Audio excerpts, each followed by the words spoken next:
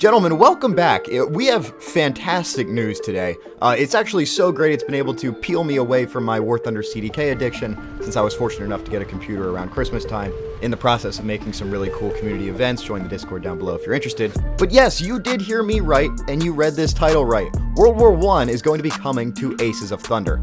This is pretty big news, to say it lightly. In fact, I would even go as far to say that this is the ace up Aces of Thunder sleeve. But I must admit, this was not the era that I expected to come out of this after they said a few months ago that we were going to be getting aircraft from other eras as well. Now, mind you, that was before they said we'd be getting a flurry of news and then went dark for a month. And as everything that we've seen with Aces of Thunder, it was worth the wait. Now, from everything we've seen of Aces of Thunder so far, all of the aircraft, most of the cockpits, and the missions and maps have all been a port over from War Thunder itself. Obviously being made by the same company, Gaijin Entertainment. Aces of Thunder was made because they could not get hand controls to work in VR in War Thunder itself, and they couldn't get the VR to work on PlayStation at the same time. So they went along to fix both those issues together with Aces of Thunder, which was originally marketed to the PSVR 2 player base and has since opened up to include all of Steam and users on PC. Now, because World War I is not in War Thunder itself, this has meant that the developers have actually had to truly develop something. I know,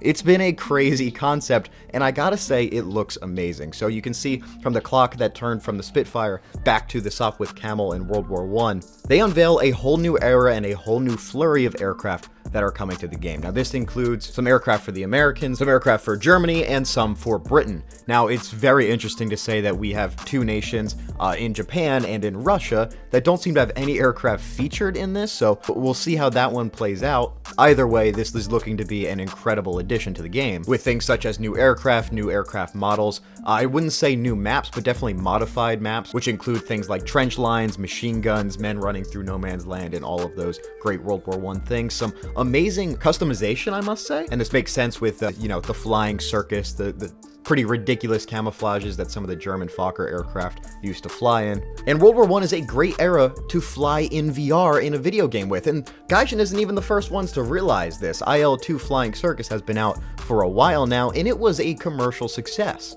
When it comes to VR, you want things that are close to you, you want things that are slow that you can easily process, and you want to have a good line of sight. In monoplanes, you usually have cockpit restrictions. I'm thinking of things like the P-47, D-22, where you can barely even look behind you. But with World War I aircraft, your head and shoulders are above the fuselage of the aircraft, giving you an almost perfect sight line, except if you're trying to look right above your gun sight. The higher the closing speed with things like jets, imagine going head-on with a 262 and like a Tempest or something like that, the higher the closing speed, especially when you have a lower amount of pixels when you're in VR, is going to make it harder to spot things. So how do you make VR better? Well, you slow down the closing speeds. You make the fights more intimate, more of a knife fighting feel.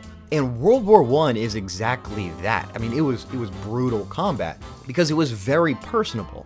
And when you're flying in VR and you're flying and fighting against your friends, people that you know, or just, enjoying the community, you sort of want that tighter knit feel. And that's exactly what World War I gives us. Now, I have touched on IL-2 already, and I can't say that Aces of Thunder is going to draw many people who have really been addicted to IL-2 Flying Circus.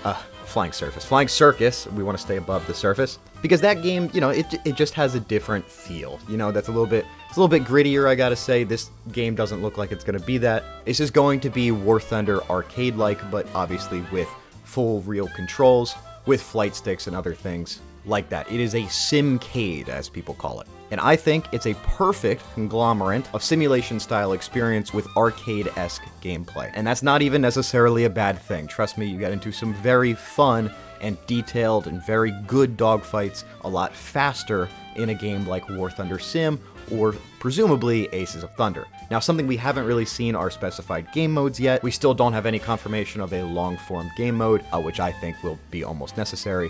I would really love to see competitive 1v1s, competitive 2v2s, which is what I had originally assumed was the continued drawback towards this game, otherwise known as the ace within their sleeve. But World War I seems to be it, because it is going to draw people who have played, let's say, War Thunder Sim in VR for a long time. What is their draw to this game right now, right?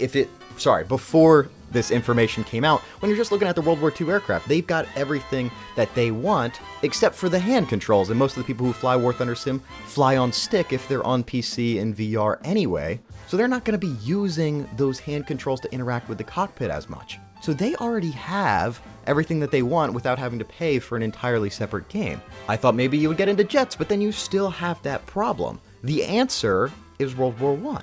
And that's not something that I predicted.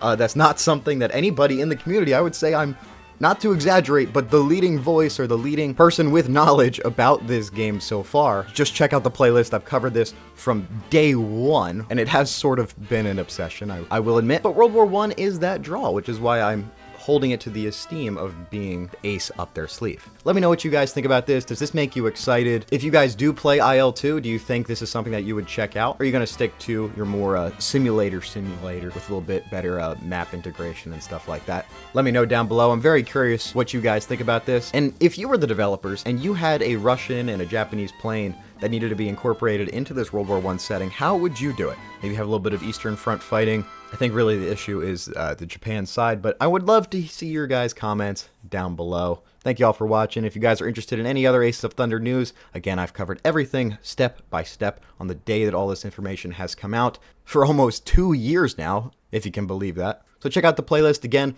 I'm going to be having community events happening within the next month. So go to the Discord, follow that, and we are going to be flying some Pearl Harbor in Sim. So join the Discord down below. Thank you all for watching. Adios.